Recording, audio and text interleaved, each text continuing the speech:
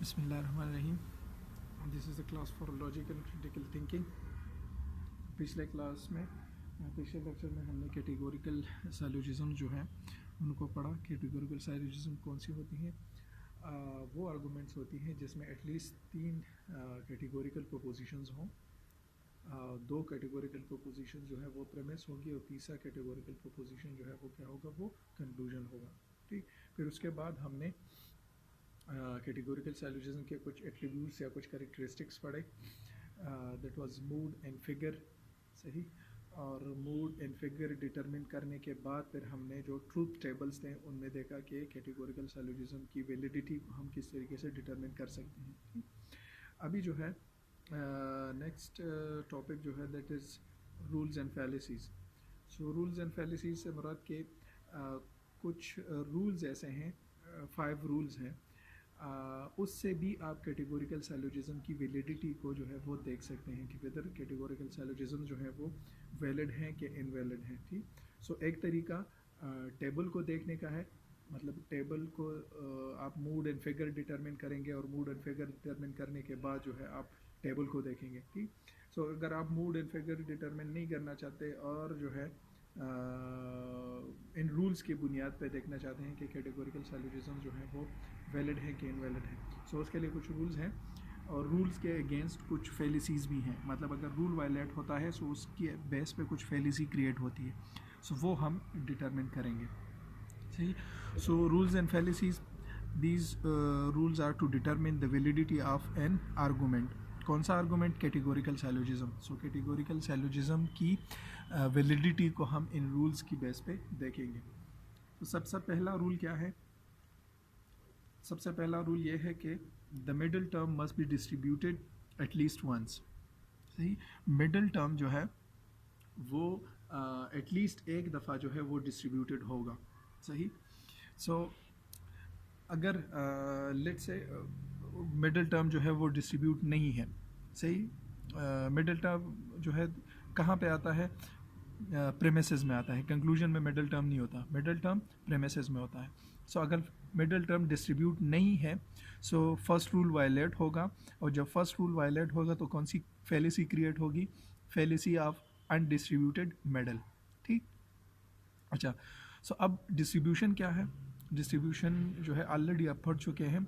अगर आपको डिस्ट्रीब्यूशन का आइडिया नहीं है सो अब जो वीडियोस अपलोड हो चुके हैं वहाँ पे देख सकते हैं कि डिस्ट्रीब्यूशन क्या है। सही, सो डिस्ट्रीब्यूशन के मुतालिक हम काफ़ी डिस्कशन कर चुके हैं, लेकिन यहाँ पे दोबारा उसको डिस्कस करते हैं। डिस्ट्रीब्यूशन क्या है? A term is said to be distributed if we are able to learn about the entire class और कैटेगरी। वही टर्म जो है वो डिस्ट्रीब्यूटेड होगा जिसके मुतालिक, जो पूरे क्लास के मुतालिक जब हम क्लेम कर दें। सही, जब हमारा क्लेम किसी पूरे कैटेगरी, पूरे क्लास के मुतालिक होता है सो हम कहते हैं कि ये टर्म जो है ये डिस्ट्रीब्यूटेड है। सही, टर्म्स कौन से हैं? Predicate and subject. So subject या प्रेडिकेट जो है वो डिस्ट्रीब्यूटेड होता है। सो अगेन मैं उसकी डिटेल में नहीं जा रहा क्योंकि वो डिटेल जो है ऑलरेडी उस लेक्चर में कवर हो चुकी है और वो वीडियो जो है ऑलरेडी पड़ी है। अगर आप उस ये मतलब क्लियर नहीं है आपको सो आप वो वीडियो दोबारा देख सकते हैं। सो डिस्ट्रीब्यूशन के मुतालिक हमें पता है कि जो 4 पॉसिबल कैटेगोरिकल प्रोपोजिशंस हैं, सही, वो पहला है ए स्टेटमेंट। सो ए स्टेटमेंट जिसे हम कहते हैं ऑल SRP। सो ए स्टेटमेंट में हमेशा सिर्फ और सिर्फ एस टर्म जो है वो डिस्ट्रीब्यूट होता है। सब एस से मुराद सब्जेक्ट टर्म जो है वो डिस्ट्रीब्यूट होता है। ठीक, जबकि ई स्टेटमेंट में सब्जेक्ट और प्रेडिकेट दोनों जो हैं वो डिस्ट्रीब्यूटेड होते हैं। ठीक, आई स्टेटमेंट में दैट इज़ सम SRP, वहाँ पे कुछ भी डिस्ट्रीब्यूट, ना सब्जेक्ट डिस्ट्रीब्यूट होता है ना प्रेडिकेट डिस्ट्रीब्यूट होता है। जबकि ओ स्टेटमेंट में दैट इज़ सम SR0P जिसे हम कहते हैं, जी, सो वहाँ पे सिर्फ प्रेडिकेट जो है वो डिस्ट्रीब्यूट होता है।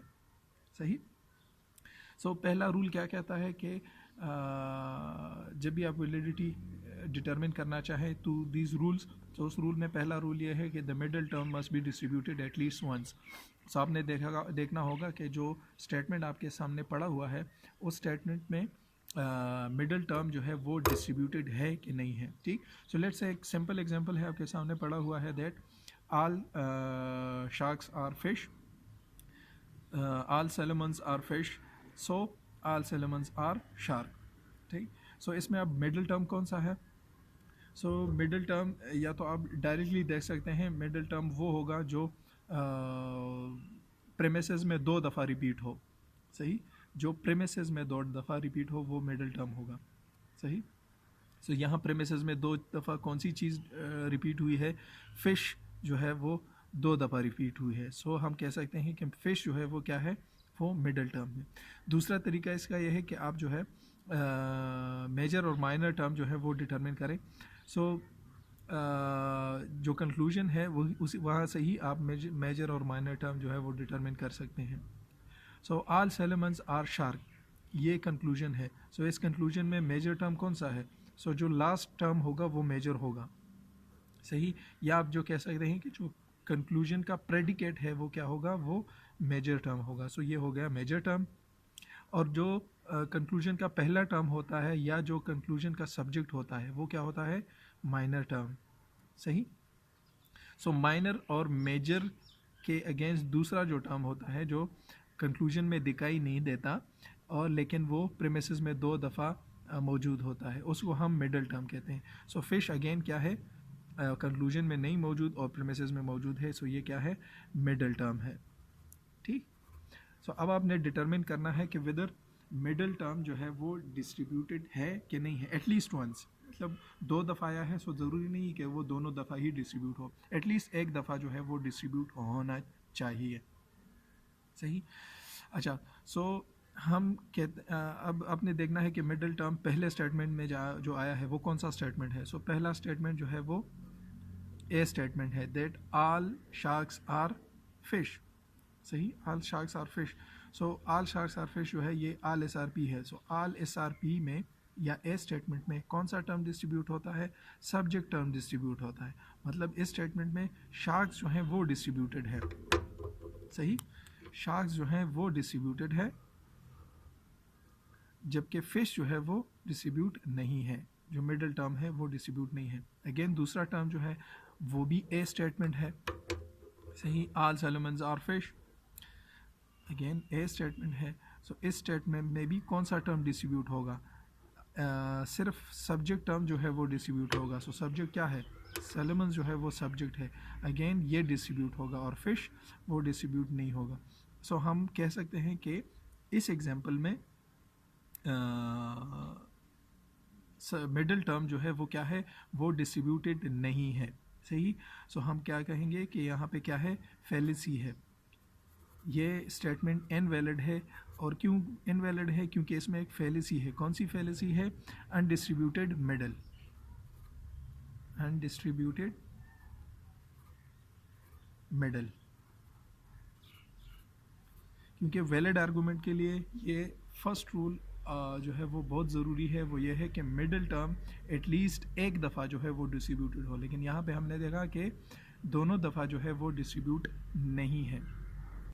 सपोज़ अगर यहाँ पे हम कहते हैं, सपोज़ कि ये सेकंड स्टेटमेंट जो है वो कुछ इस तरीके से होता कि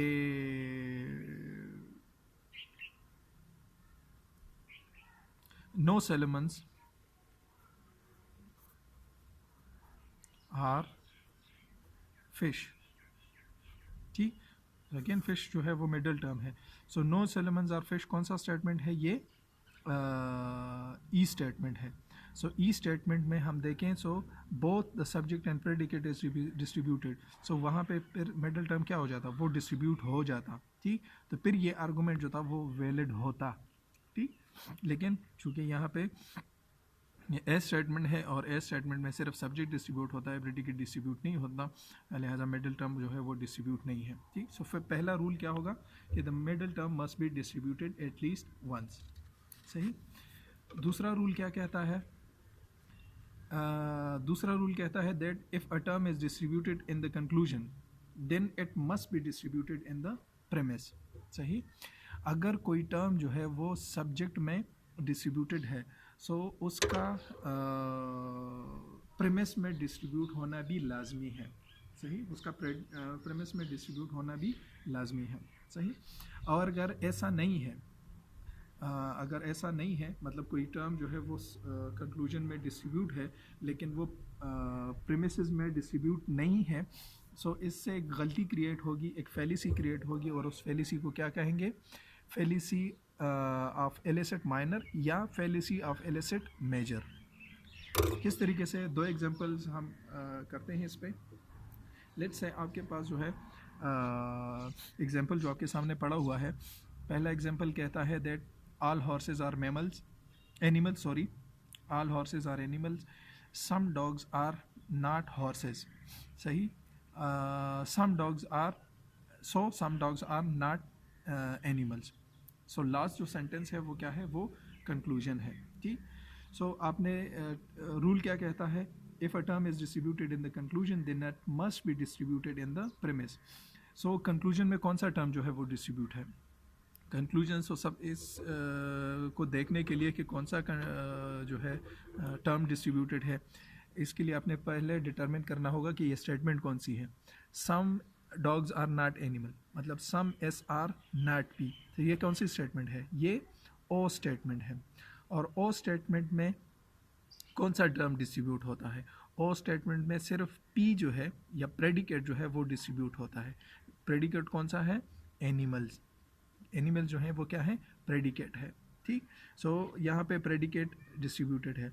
अब ये रूल कहता है कि ये प्रेडिकेट टर्म जो है, ये एनिमल, ये किसी एक प्रेमिस में इसका डिस्ट्रीब्यूट होना लाजमी है। सही? कि किसी एक प्रेमिस में ये लाजमी तौर पर डिस्ट्रीब्यूट हुआ हो, अगर नहीं हुआ तो फिर फेलिसी क्रिएट होगी। सो अच्छा, अब यहाँ पे एक बात और नोट करें कि ये जो एनिमल है जिसको हम प्रेडिकेट कहते हैं, जो कि डिस्ट्रीब्यूटेड है, अब ये एनिमल जो है कैटेगोरिकल साइलोजिज्म के थ्रू ये इसे हम दूसरा नाम भी देते हैं कि ये क्या है? ये मेजर टर्म है। ये मेजर टर्म है। सो ये मेजर टर्म कहाँ पे डिस्ट्रीब्यूट होगा? ये मेजर प्रेमिस में ही डिस्ट्रीब्यूट होगा। सही? ये मेजर प्रेमिस में ही डिस्ट्रीब्यूट होगा। अगर ये मेजर प्रेमिस में डिस्ट्रीब्यूट नहीं है तो फिर इलिसिट मेजर क्रिएट होगा। ठीक? अच्छा हाँ, अभी आप देखें मेजर प्रेमिस को। All horses are animals, all horses are animals. So all horses are animals, ये कौन सी स्टेटमेंट है? ये ए स्टेटमेंट है। और ए में कौन सा टर्म डिस्ट्रीब्यूट होता है? ए में सब्जेक्ट टर्म डिस्ट्रीब्यूट होता है, प्रेडिकेट टर्म जो है वो डिस्ट्रीब्यूट नहीं होता। मतलब एनिमल जो है यहाँ पे डिस्ट्रीब्यूट नहीं है, यहाँ पे हॉर्सेस जो है वो डिस्ट्रीब्यूटेड है, यहाँ पे हॉर्सेस जो है वो डिस्ट्रीब्यूटेड है। लिहाजा सेकंड रूल जो है वो वायलेट हुआ, और इस वायलेशन को हम क्या नाम देंगे? इस वायलेशन को हम नाम देंगे इलिसिट मेजर, क्योंकि ये इस प्रेडिकेट को जहाँ पे डिस्ट्रीब्यूट होना था वो मेजर प्रेमिस में होना था। सही? मेजर प्रेमिस में होना था। सो ये मेजर प्रेमिस में डिस्ट्रीब्यूट नहीं है, इसीलिए हम इसे कहते हैं इलिसिट मेजर। दूसरा example, all tigers are mammals, all mammals are animals, so the conclusion is that all animals are tigers. सही?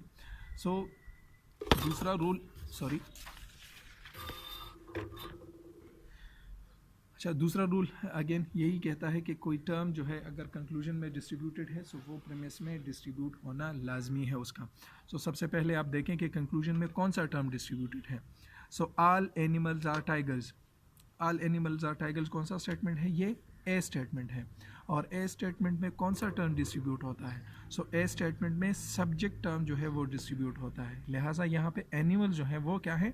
डिस्ट्रीब्यूटेड है। सही? अब ये कंक्लूजन का सब्जेक्ट क्या होता है? इसको हम माइनर टर्म कहते हैं। क्या कहते हैं इसको?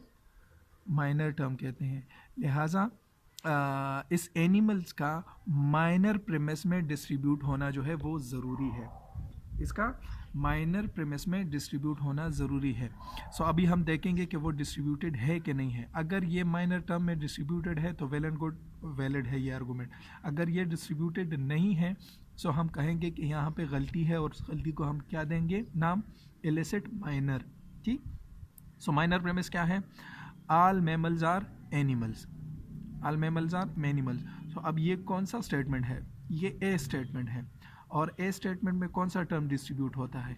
ए स्टेटमेंट में सब्जेक्ट टर्म जो है वो डिस्ट्रीब्यूट होता है, प्रेडिकेट टर्म जो है वो डिस्ट्रीब्यूट नहीं होता।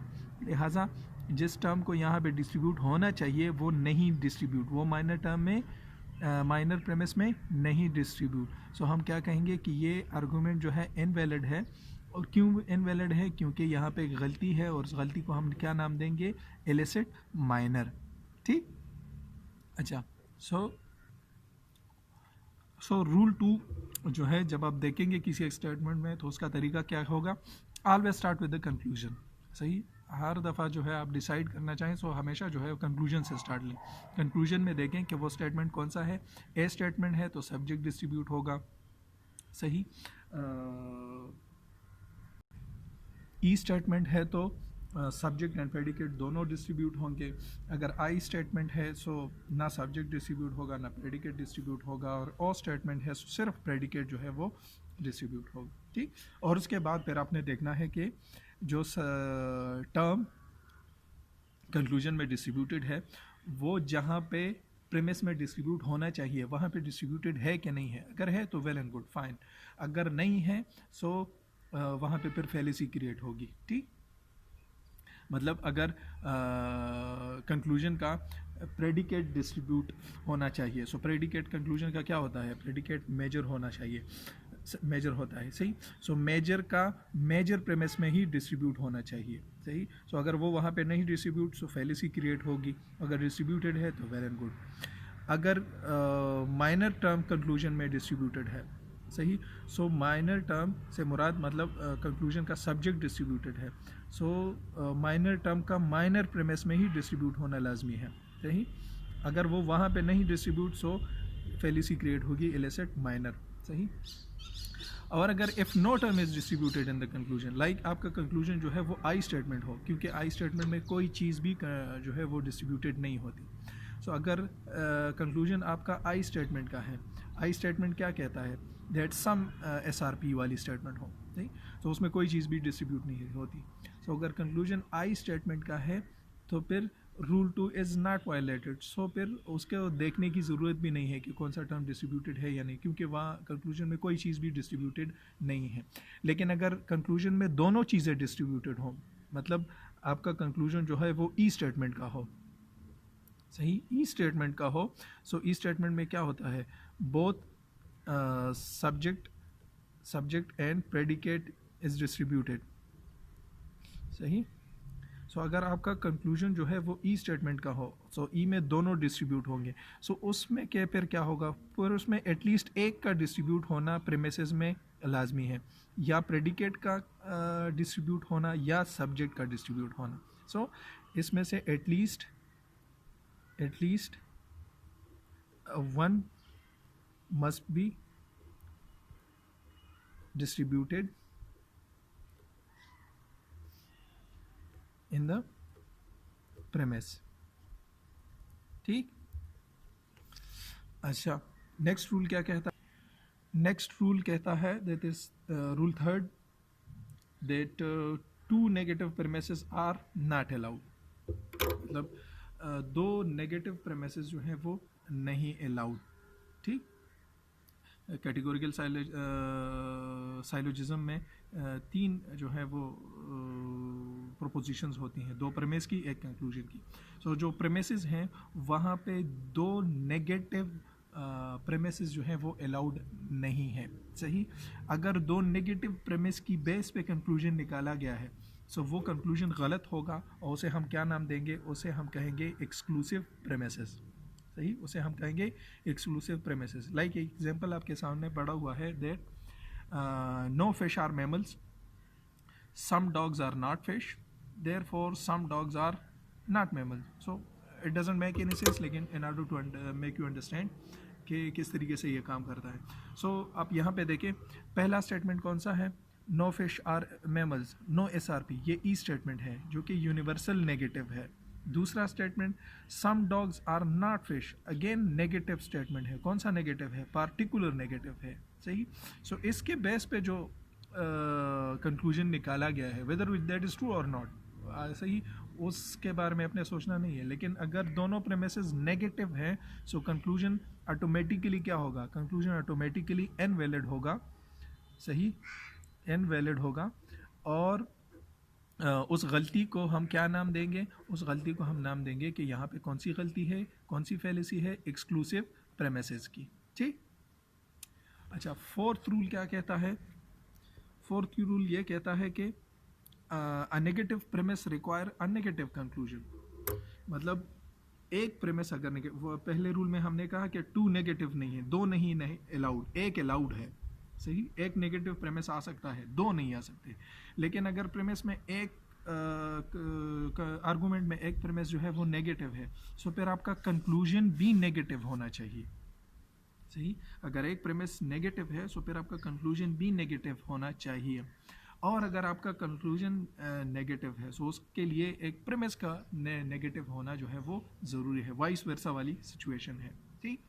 सो अगर ऐसा नहीं है, अगर जो रूल हमने पढ़ा और आर्गूमेंट जो है वो इस रूल को ओबे नहीं करता, सो फेलिसी क्रिएट होगी। वो फेलिसी क्या होगी, drawing an affirmative conclusion from negative premise.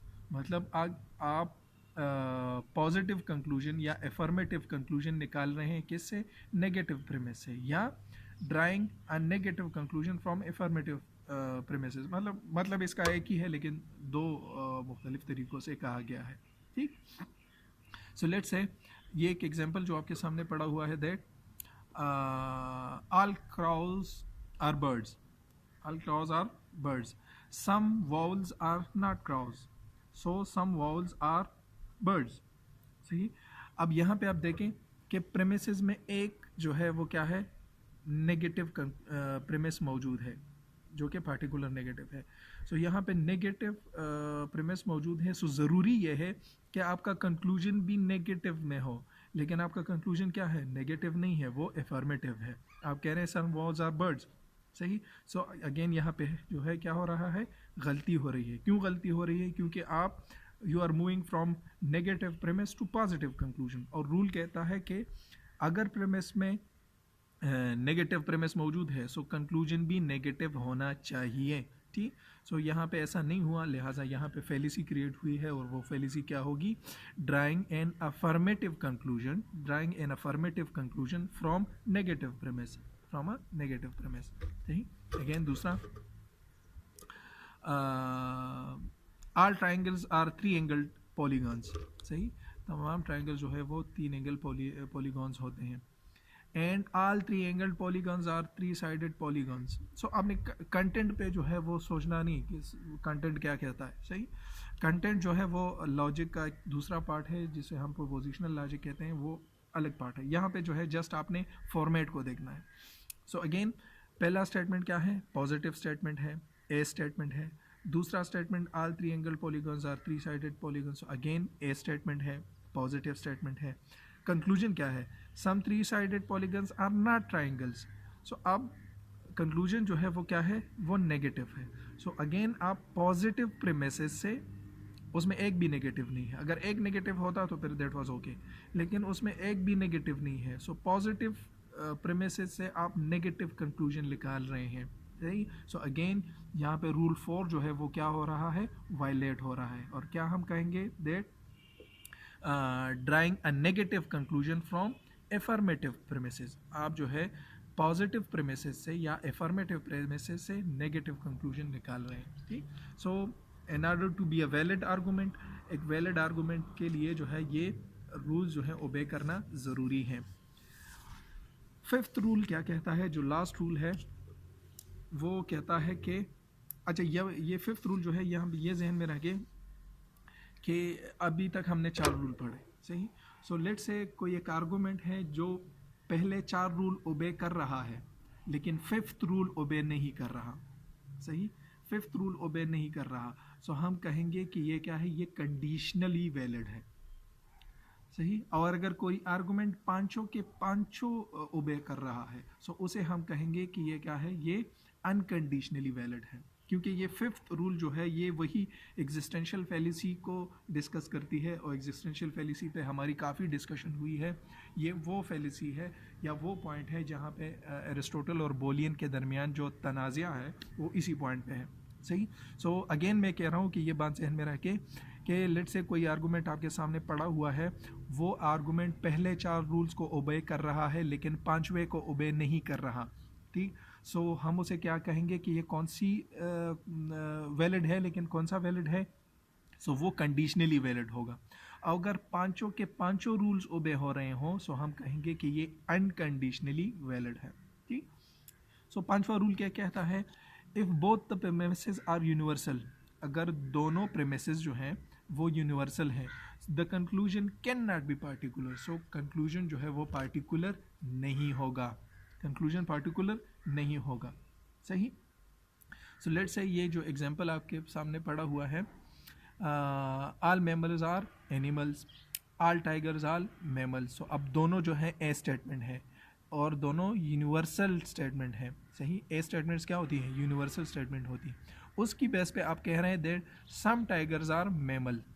So some tiger are mammal कौन सी स्टेटमेंट है? ये आई स्टेटमेंट है। सही। आई स्टेटमेंट है, और आई क्या है? ये पार्टिकुलर अफर्मेटिव है। सो आप दो यूनिवर्सल प्रेमिसेस की बेस पे पार्टिकुलर कंक्लूजन निकाल रहे हैं, और रूल 5 कहता है कि नहीं, अगर दोनों प्रेमिसेस यूनिवर्सल हों तो कंक्लूजन पार्टिकुलर नहीं हो सकता। सही। सो इस किस्म की सिचुएशन में जो आर्गूमेंट होगा वो क्या होगा? वो कंडीशनली वैलिड होगा। सही। वो कंडीशनली वैलिड होगा। तो यहाँ पे लिख लूँ कि ये क्या होगा? ये कंडीशनली वैलिड होगा। ठीक। और अनकंडीशनली वैलिड नहीं होगा।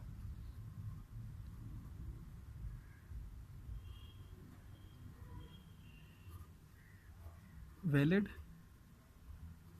नहीं होगा। सही। क्यों नहीं होगा? क्योंकि यहाँ पे एग्जिस्टेंशियल फैलेसी जो है वो मौजूद है। एग्जिस्टेंशियल फैलेसी जो है वो मौजूद है। सही। सो ये एक समरी है पांचों के पांचों रूल्स। ये इसको याद करना जो है मेरे ख्याल से काफ़ी आसान होगा, फिर आपको टेबल की भी ज़रूरत नहीं पड़ेगी। पहला रूल क्या कहता है? पहला रूल ये कहता है कि the middle term must be distributed once. Middle term जो है वो प्रेमिसेस में एक दफ़ा उसका डिस्ट्रीब्यूट होना जो है वो लाजमी है। दूसरा रूल कहता है term distributed in the conclusion must be distributed in the premises. कोई भी term whether it is subject और प्रेडिकेट, वेदर मतलब मेजर हो या माइनर टर्म हो, कोई भी टर्म जो है जो कंक्लूजन में डिस्ट्रीब्यूटेड है उसका प्रेमिसेस में डिस्ट्रीब्यूट होना लाजमी है। तीसरा rule, 2 negative premises are not allowed.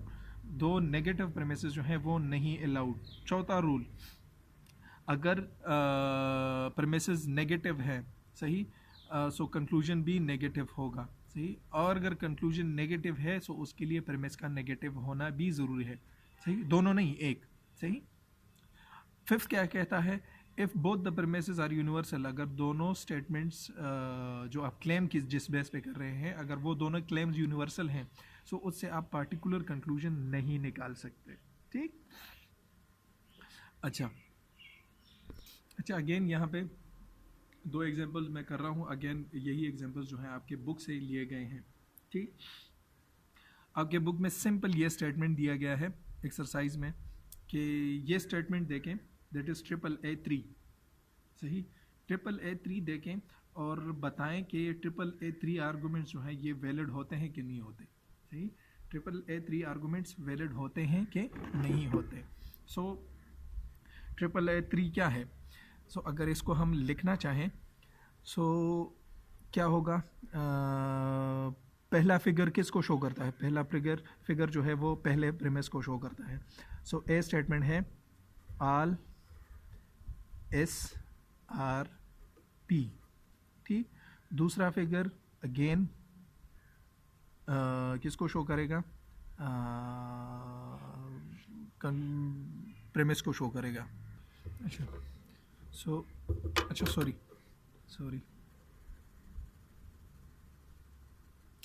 अच्छा, ये अगर आपको इस तरह का स्टेटमेंट दिया गया हो जो कि मैंने आपके एक्सरसाइज से उठाया है, ठीक। सो जिस तरह ये कह रहा है कि आल AAA3, सही। सो अगेन ये क्या है, आल SRP, ये भी आल SRP, ये भी आल SRP। अब यहाँ जो है आपने जो फिगर बनाना होगा सो वो इस चीज़ को देखते हुए बनाना होगा, सही। सो तीसरा फिगर क्या कहता है कि तीसरा फिगर कहता है कि मिडल टर्म जो है उसकी पोजीशनिंग क्या होगी। सो मिडल टर्म की पोजीशनिंग अगर आपको याद हो, सो हमने कुछ इस तरीके का वो बनाया था। लेट्स से मैं इसको दोबारा ड्रा करूं। लेट्स से इस तरीके से वो डायग्राम जो था वो इस तरीके से था, ठीक। ये ये ये फर्स्ट होगा, ये सेकंड होगा, ये थर्ड होगा और ये फोर्थ होगा। सो थर्ड क्या कहता है कि थर्ड कहता है कि मिडल टर्म की पोजीशंस जो है वो क्या होगी, वो सेंटेंसेस के स्टार्ट में होगी। मिडल टर्म की पोजीशंस सेंटेंसेस के स्टार्ट में होगी। सो जब भी इस किस्म का फिगर आपके सामने पड़ा हो, सो सबसे पहले आपने देखना है कि फिगर क्या कहता है कि मिडल टर्म की पोजीशंस क्या है। सो सबसे पहले आपने मिडल टर्म के पोजीशंस जो हैं वो लिखने हैं, सही। सो मिडल का टर्म कहाँ पे होगा, सो मिडल टर्म जो है वो सेंटेंसेस के स्टार्ट में होगा। यहाँ पे हम लिख सकते हैं एम और एम, ठीक। और यहाँ पे क्या होगा, यहाँ पे सब्जेक्ट होगा। सो लेट से अगर एम सेंटेंस के स्टार्ट में है, सही, एम सेंटेंस के स्टार्ट में है, सो एम जो है वो क्या होगा, वो सब्जेक्ट होगा। और बाद में आने वाली चीज़ क्या होगी, वो प्रेडिकेट होगी, ठीक। कुछ इस किस्म का बनेगा, सही। फॉर्मेट इसका कुछ इस तरीके से होगा। तो आप इसको मतलब रिप्लेस कर सकते हैं, आप मतलब कोई भी स्टेटमेंट इस तरीके का बना सकते हैं, सही, खुद से। सो लेट से सोचें क्या होगा, मतलब स्टेटमेंट क्या हो सकता है। तो लेट से आप जो है कोई स्टेटमेंट इस तरीके से बनाएं। सपोज़ मैं कहता हूँ कि आल birds lay eggs, सही। all birds have feathers, सही। so all things, all things that have feathers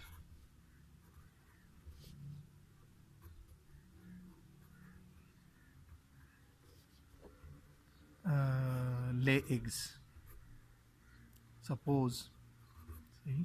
ये मैंने मतलब आप कोई भी इस तरीके का स्टेटमेंट बना सकते हैं जो इस मूड को फॉलो करे, दैट इज़ AAA3, सही। AAA3 से मुराद के तीनों स्टेटमेंट जो है वो यूनिवर्सल पॉजिटिव होंगे। सो तीनों स्टेटमेंट्स यूनिवर्सल क्या है, पॉजिटिव है, ठीक। 3 से क्या मुराद, 3 से मुराद के मिडल टर्म जो है वो सेंटेंसेस के स्टार्ट में होगा। सो यहाँ पे मिडल टर्म जो है वो क्या है, सेंटेंसेस के स्टार्ट में है, सही। सो अब ये आर्गूमेंट बना। अब आपने जो 5 रूल्स हैं वो इस पे अप्लाई करने हैं कि इस किस्म का स्टेटमेंट जो है वो वैलिड होगा कि नहीं होगा, ठीक। सो लेट्स से पहला रूल क्या कहता है, पहला रूल कहता है दैट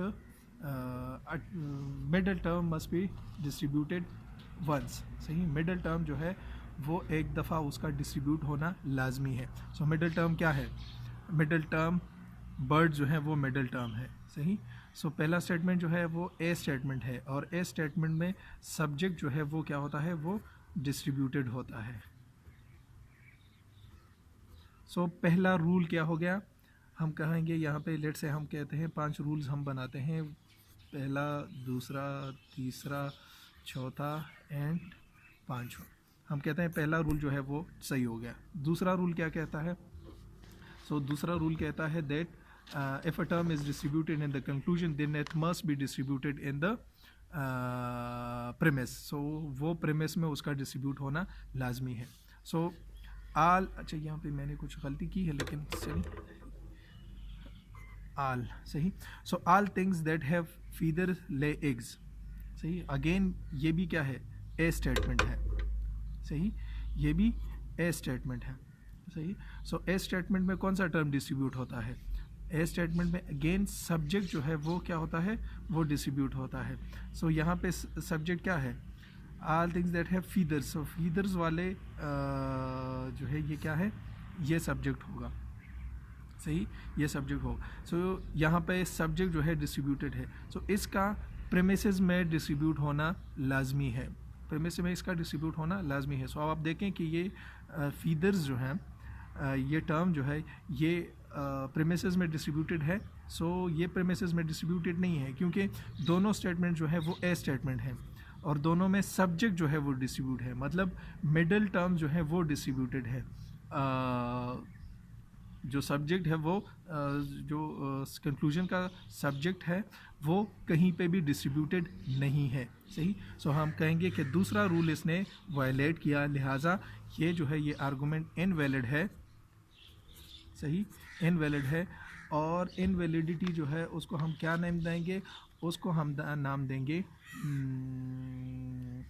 कौन सा नाम देंगे, उसको हम नाम देंगे illicit major, sorry illicit minor, illicit minor. Minor term क्यों, क्योंकि यहाँ पे फीदर्स जो हैं डिस्ट्रीब्यूटेड हैं और फीदर्स क्या हैं, या जो इसका जो सब्जेक्ट है ये माइनर टर्म है और माइनर टर्म नहीं डिस्ट्रीब्यूटेड। सो हम कहेंगे कि यहाँ पे गलती है, और कौन सी गलती है, इलिसिट माइनर है, लिहाजा ये आर्गूमेंट जो है ये इनवैलिड है। अगर आप इसका जो है प्रूफ टेबल में देखना चाहते हैं, सो टेबल अगर आप उठा के देखें, सो हम देख रहे हैं एक्चुअली ट्रिपल ए 3। सो आप टेबल में देखें कि 3 फिगर में ट्रिपल ए है, नहीं है, सही। सो ऑलरेडी यहाँ से भी प्रूफ हो गया कि ये क्या है, ये आर्गूमेंट ये इनवैलिड होगा, सही। यहाँ पे भी लिख देंगे कि ये क्या है, इनवैलिड होगा इस किस्म का आर्गूमेंट। और कौन सी इनवैलिडिटी होगी, इलिसिट माइनर की, ठीक। अच्छा दूसरा एग्जाम्पल भी अगेन आपके बुक से है। दूसरा एग्जाम्पल कहता है that some nebulas are clouds of gas, सही। Some clouds of gas are objects invisible to naked eye, therefore some objects invisible to naked eye are nebulas, सही। सो अगेन आपने जो है 5 रूल्स को देखते हुए इसकी वैलिडिटी या इनवैलिडिटी जो है वो देखनी है, सही। सो पहला रूल क्या कहता है, अगेन पहला रूल कहता है the middle term must be distributed once, middle term जो है वो उसका एक दफ़ा डिस्ट्रीब्यूट होना लाजमी है, सही। सो यहाँ पे पहले डिटरमिन करें कि मिडल टर्म कौन सा है। सो लेट्स से ये आपका जो है कंक्लूजन है लास्ट स्टेटमेंट, सही। सो लास्ट स्टेटमेंट में therefore some objects are invisible to naked eye are nebulas. So एक टर्म है इसमें नेबुलस जो कि है मेजर टर्म, ठीक। दूसरा टर्म है इसमें objects invisible to naked eye. So those object that are invisible to naked eye, इसको हम कहेंगे कि ये क्या है, ये माइनर टर्म है, सही। अब वो टर्म जो इन दोनों के अलावा, सही, जो कंक्लूजन में नहीं आया, वो क्या होगा, वो मिडल टर्म होगा। सो मिडल टर्म यहाँ पे कौन सा है, सो मिडल टर्म यहाँ पे क्लाउड्स ऑफ गैस जो हैं, ये क्या है, ये मिडल टर्म है, सही। तो आसान है, मिडल टर्म वही होगा जो प्रेमिसेस में 2 दफ़ा रिपीट हुआ है। तो ये देखें 2 दफ़ा रिपीट हुआ है, क्लाउड्स ऑफ गैस और यहाँ पे भी क्लाउड्स ऑफ गैस, सही। सो वो चीज़ जो प्रेमिस में 2 दफ़ा रिपीट हुई हो और कंक्लूजन में ना हो, वो मिडल टर्म होगा, सही। सो मिडल टर्म डिटरमिन हो गया। पहला रूल कहता है कि middle term must be distributed at least once, middle term जो है वो एटलीस्ट एक दफ़ा जो है उसका डिस्ट्रीब्यूट होना लाजमी है। सो पहला स्टेटमेंट क्या है, पहला स्टेटमेंट है I statement. So whether I statement में जो है सब्जेक्ट डिस्ट्रीब्यूट होता है कि नहीं होता। सो आई स्टेटमेंट में नथिंग इज डिस्ट्रीब्यूटेड। अगर आपको यहाँ पे देखें, आई में जो है कोई चीज़ भी डिस्ट्रीब्यूटेड नहीं होती। सो पहले में तो ये डिस्ट्रीब्यूटेड नहीं है। दूसरा स्टेटमेंट भी आई का है, सही। दूसरा स्टेटमेंट भी आई का है। So I some clouds are objects that are invisible to naked eye. So यहाँ पे भी जो है मिडल टर्म डिस्ट्रीब्यूटेड नहीं है, सही। सो यहाँ पे पहला रूल ही वायलेट हो गया, पहला रूल जो है वही वायलेट हो गया। और ये क्या होगा फिर, ये होगा इनवैलिड होगा, इनवैलिड होगा। और इस इनवैलिडिटी को हम क्या नाम देंगे, इस इनवैलिडिटी को हम नाम देंगे फेलिसी ऑफ अनडिस्ट्रीब्यूटेड मिडल।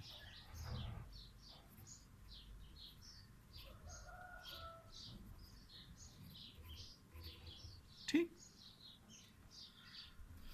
तो होपफुली ये क्लियर हो गया होगा।